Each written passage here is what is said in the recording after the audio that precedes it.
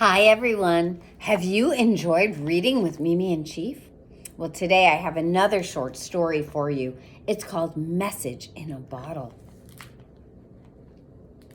Frosty the polar bear dipped a huge hairy paw into a hole in the ice and felt about. He was sure he'd seen something glimmering beneath the surface of the water.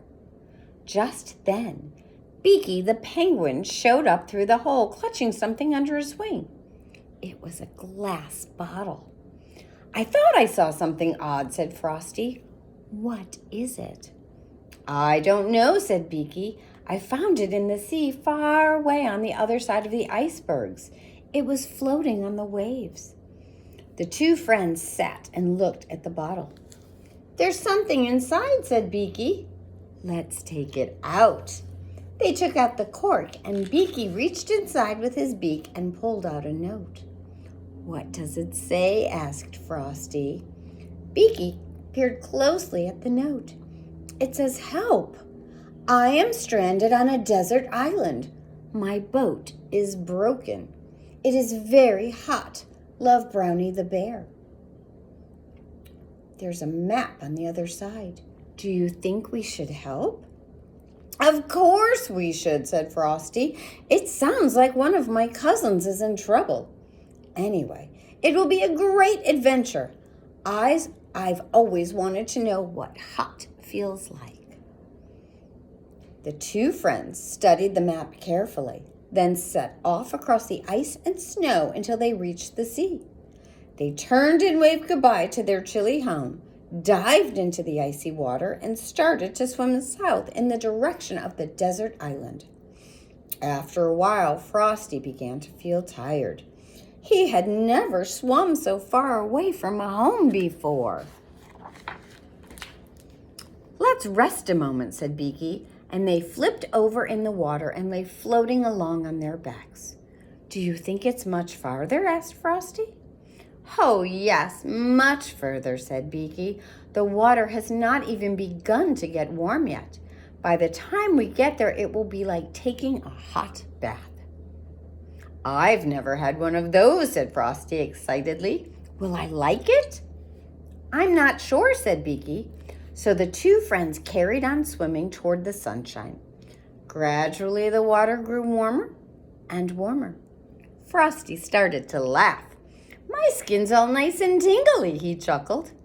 On and on they swam. The bright sun beat down on their heads. By now, Frosty was puffing and panting with every stroke. "I think I must be feeling hot," he said. "I don't think I can swim much farther." "You don't have to," said Beaky, pointing with his wing. "There's the island." On the shore, Brownie was jumping up and down with excitement and waving his paws. "You found me!" he cried. "Imagine my little bottle floating all the way to the North Pole." "Imagine me swimming all the way here from the North Pole," panted Frosty as he staggered out of the sea and collapsed in a heap on the hot sand. "I'm exhausted." Brownie led his rescuers to the shelter of a cave he had found nearby, and they rested there until they recovered. As night fell, Brownie built a fire on the beach, and they sat telling stories. He told them all about finding a little boat and setting sail across the sea, and how his boat had been shipwrecked. "I thought I would be stranded here forever," Brownie said, "and I want to go home." "Don't worry," said Frosty. "We'll get you home.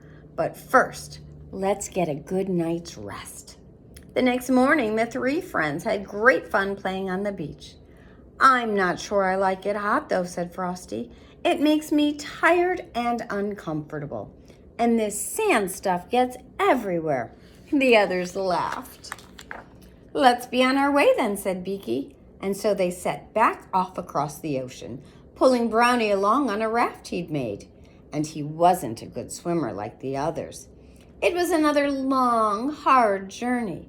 But when they finally reached Brownie's home and saw how happy he was to be back there, they knew it was worth it. "Promise you'll come and visit me again," cried Brownie as the others waved goodbye and set off once more toward their chilly home. We will, cried Frosty, but not if you're somewhere hot. I can't wait to get home for a good slide on the ice. The end. See how nice? They were such good friends. They went all the way out to rescue their cousin. So sweet. Would you do that? Would you go on a long journey to rescue your friends or your cousins? I bet you would.